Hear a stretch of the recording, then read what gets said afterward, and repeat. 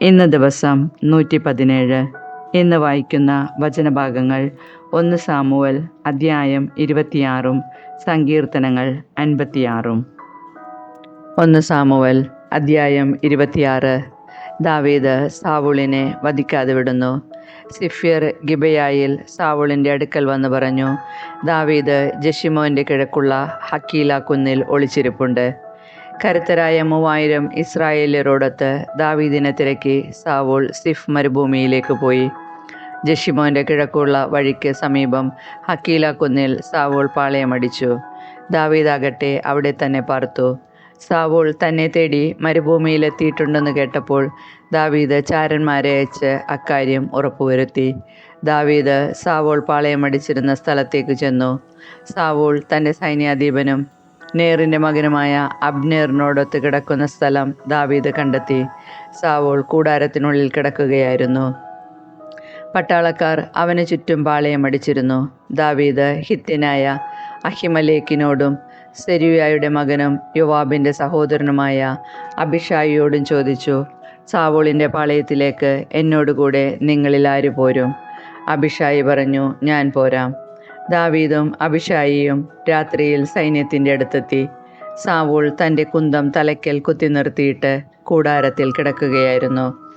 അബ്നേറും പടയാളികളും ചുറ്റും കിടന്നിരുന്നു. അബിഷായി ദാവീദിനോട് പറഞ്ഞു, നിന്റെ ശത്രുവിനെ ദൈവം ഇന്ന് നിന്റെ കയ്യിലേൽപ്പിച്ചിരിക്കുന്നു. ഞാൻ അവനെ കുന്തം കൊണ്ട് ഒറ്റ കുത്തിന് നിലത്ത് തറയ്ക്കാം. രണ്ടാമതൊന്നുകൂടി കുത്തേണ്ടി വരില്ല. ദാവീദ് അബിഷായിയോട് പറഞ്ഞു, അവനെ കൊല്ലരുത്. കർത്താവിൻ്റെ അഭിഷിക്തനെതിരെ കരമുയർത്തിയിട്ട് നിർദോഷനായിരിക്കാൻ ആർക്ക് കഴിയും? കർത്താവാണേ അവിടുന്ന് അവനെ ശിക്ഷിച്ചുകൊള്ളും. യഥാകാലം അവൻ മരിക്കുകയോ യുദ്ധത്തിൽ വധിക്കപ്പെടുകയോ ചെയ്യും. കർത്താവിൻ്റെ അഭിഷിക്തൻ്റെ മേൽ കൈവയ്ക്കുന്നതിൽ നിന്ന് അവിടുന്ന് എന്നെ തടയട്ടെ. ഇപ്പോൾ അവൻ്റെ തലയ്ക്കിലുള്ള കുന്തവും കൂജയും എടുത്തുകൊണ്ട് നമുക്ക് പോകാം. സാവൂളിൻ്റെ തലയ്ക്കിൽ നിന്ന് കുന്തവും കൂജയും എടുത്ത് അവർ പോയി. ആരും കണ്ടില്ല, അറിഞ്ഞുമില്ല, ആരും ഉണർന്നതുമില്ല. കർത്താവ് അവരെ ഗാഢനിദ്രയിൽ ആഴ്ത്തിയിരുന്നു. ദാവീദ് അപ്പുറത്ത് കടന്ന് സാവൂളിൽ നിന്ന് വളരെ ദൂരെ ഒരു മലമുകളിൽ കയറി നിന്നു. അവൻ പട്ടാളക്കാരോടും നേറിൻ്റെ മകനായ അബ്നേറിനോടും വിളിച്ചു ചോദിച്ചു, അബ്നേർ, നിനക്ക് കേൾക്കാമോ? അബ്നേർ ചോദിച്ചു, ശബ്ദമുണ്ടാക്കി രാജാവിനെ ശല്യപ്പെടുത്തുന്നത് ആരാണ്? ദാവീദ് അബ്നേറിനോട് ചോദിച്ചു, നീ ഒരു പുരുഷനാണോ? ഇസ്രായേലിൽ നിന്നെപ്പോലെ ആരുണ്ട്?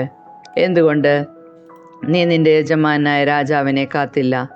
നിന്റെ യജമാനായ രാജാവിനെ കൊല്ലാൻ ജനത്തിലൊരുവൻ അവിടെ വന്നിരുന്നല്ലോ. നീ ചെയ്തത് ഒട്ടും ശരിയായില്ല. തീർച്ചയായും നീ വധിക്കപ്പെടേണ്ടവനാണ്.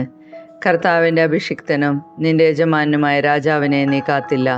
കർത്താവിൻ്റെ തലക്കിലിരുന്ന കുന്തവും കൂജയും എവിടെയെന്ന് നോക്കുക. സാവൂൾ ദാവീദിൻ്റെ സ്വരം തിരിച്ചറിഞ്ഞിട്ട് ചോദിച്ചു, മകനെ ദാവീദേ, ഇത് നിന്റെ സ്വരം തന്നെയോ? ദാവീദ് പറഞ്ഞു, രാജാവേ, എൻ്റെ സ്വരം തന്നെ. യജമാനായ അങ്ങ് എന്തിനീ ദാസനെ തേടി നടക്കുന്നു? ഞാൻ എന്തു ചെയ്തു? എന്തു കുറ്റമാണ് എൻ്റെ പേരിലുള്ളത്? യജമാനായ രാജാവേ, ഈ ദാസൻ്റെ വാക്കുകൾ ശ്രവിച്ചാലും കർത്താവാണ് എനിക്കെതിരായി അങ്ങയെ തിരിച്ചുവിട്ടതെങ്കിൽ അവിടുന്ന് ഒരു കാഴ്ച സ്വീകരിക്കട്ടെ. മനുഷ്യരാണെങ്കിൽ അവർ കർത്താവിൻ്റെ മുൻപാകെ ശപിക്കപ്പെട്ടവരാകട്ടെ. എന്തെന്നാൽ നീ പോയി അന്യദേവന്മാരെ സേവിക്കുക എന്ന് പറഞ്ഞ് കർത്താവിൻ്റെ അവകാശത്തിൽ എനിക്ക് പങ്കില്ലാതാകത്തക്കവണ്ണം അവർ എന്നെ ഇന്ന് പുറന്തള്ളിയിരിക്കുന്നു. ആകയാൽ എൻ്റെ രക്തം കർത്താവിൻ്റെ സന്നിധിയിൽ നിന്ന് അകലെ നിലത്ത് വീഴാതിരിക്കട്ടെ. മലകളിൽ കാട്ടുകോഴിയെ വേട്ടയാടുന്നവനെ പോലെ ഇസ്രായേൽ രാജാവ് എൻ്റെ ജീവനെ തേടി വന്നിരിക്കുന്നു. അപ്പോൾ സാവൂൾ പറഞ്ഞു, ഞാൻ തെറ്റ് ചെയ്തു പോയി. എൻ്റെ മകനെ ദാവീദേ, തിരിച്ചു വരിക. ഞാൻ ഇനി നിനക്ക് ഉപദ്രവം ചെയ്യുകയില്ല. എന്തെന്നാൽ ഇന്ന് എൻ്റെ ജീവൻ നിൻ്റെ കണ്ണിൽ വിലപ്പെട്ടതായി തോന്നി. ഞാൻ വിഡ്ഢിത്തം കാണിച്ചു. ഞാൻ വളരെയധികം തെറ്റ് ചെയ്തു പോയി. ദാവീദ് പറഞ്ഞു, രാജാവേ, ഇതാ കുന്തം. ദാസന്മാരിൽ ഒരുവൻ വന്ന് ഇത് കൊണ്ടുപോയിക്കൊള്ളട്ടെ. ഓരോരുത്തനും അവനവൻ്റെ നീതിക്കും വിശ്വസ്തതയ്ക്കും ഒത്തവണ്ണം കർത്താവ് പ്രതിഫലം നൽകുന്നു. ഇന്ന് കർത്താവ് അങ്ങയെ എൻ്റെ കയ്യിലേൽപ്പിച്ചു. എന്നാൽ അവിടുത്തെ അഭിഷിക്തനെതിരെ ഞാൻ കരമുയർത്തുകയില്ല. അങ്ങയുടെ ജീവൻ ഇന്നെനിക്ക് വിലപ്പെട്ടതായിരുന്നത് പോലെ എൻ്റെ ജീവൻ കർത്താവിൻ്റെ മുൻപിലും വിലപ്പെട്ടതായിരിക്കട്ടെ. എല്ലാ കഷ്ടതകളിലും നിന്ന് അവിടുന്ന് എന്നെ രക്ഷിക്കട്ടെ. സാവൂൾ ദാവീദിനോട് പറഞ്ഞു, എൻ്റെ മകനെ ദാവീദേ, നീ അനുഗ്രഹീതനാണ്. നീ ചെയ്യുന്ന എല്ലാ കാര്യങ്ങളും വിജയിക്കും. ദാവീദ് അവൻ്റെ വഴിക്ക് പോയി. സാവോൾ കൊട്ടാരത്തിലേക്കും മടങ്ങി. സങ്കീർത്തനങ്ങൾ 56. ഞാൻ നിർഭയനായി കർത്താവിൽ ആശ്രയിക്കും. ദൈവമേ, എന്നോട് കരുണ തോന്നണമേ. മനുഷ്യർ എന്നെ ചവിട്ടിമെതിക്കുന്നു. ദിവസം മുഴുവനും ശത്രുക്കൾ എന്നെ പീഡിപ്പിക്കുന്നു. ദിവസം മുഴുവനും എൻ്റെ ശത്രുക്കൾ എന്നെ ചവിട്ടിമെതിക്കുന്നു. അനേകർ എന്നോട് ഗർവോടെ യുദ്ധം ചെയ്യുന്നു. ഭയമുണ്ടാകുമ്പോൾ ഞാൻ അങ്ങയിൽ ആശ്രയിക്കും. ആരുടെ വചനത്തെ ഞാൻ പ്രകീർത്തിക്കുന്നുവോ ആ ദൈവത്തിൽ നിർഭയനായി ഞാൻ ആശ്രയിക്കുന്നു. മർത്യന് എന്നോട് എന്തു ചെയ്യാൻ കഴിയും? ദിവസം മുഴുവനും അവർ എന്നെ ദ്രോഹിക്കാൻ നോക്കുന്നു. അവരുടെ ചിന്തകളത്രയും എങ്ങനെ എന്നെ ഉപദ്രവിക്കാമെന്നാണ്. അവർ കൂട്ടം കൂടി പതിയിരിക്കുന്നു. അവർ എൻ്റെ പ്രാണന് വേണ്ടി പതിയിരുന്ന് എൻ്റെ കാലടികളെ നിരീക്ഷിക്കുന്നു. അവരുടെ അകൃത്യത്തിന് തക്ക പ്രതിഫലം നൽകണമേ. ദൈവമേ, ക്രോധത്തോടെ ജനതകളെ തകർക്കണമേ. അവിടുന്ന് എൻ്റെ അലച്ചിലുകൾ എണ്ണിയിട്ടുണ്ട്. എൻ്റെ കണ്ണീർ കണങ്ങൾ അങ്ങ് കുപ്പിയിൽ ശേഖരിച്ചിട്ടുണ്ട്. അവ അങ്ങയുടെ ഗ്രന്ഥത്തിലുണ്ടല്ലോ.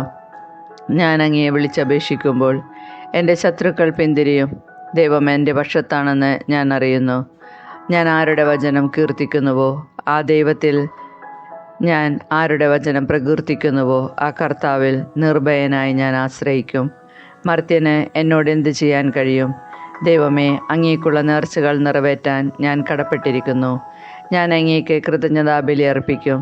ഞാൻ ദൈവസന്നിധിയിൽ ജീവൻ്റെ പ്രകാശത്തിൽ നടക്കേണ്ടതിന് അവിടുന്ന് എൻ്റെ ജീവനെ മരണത്തിൽ നിന്നും എൻ്റെ പാദങ്ങളെ വീഴ്ചയിൽ നിന്നും രക്ഷിച്ചിരിക്കുന്നു.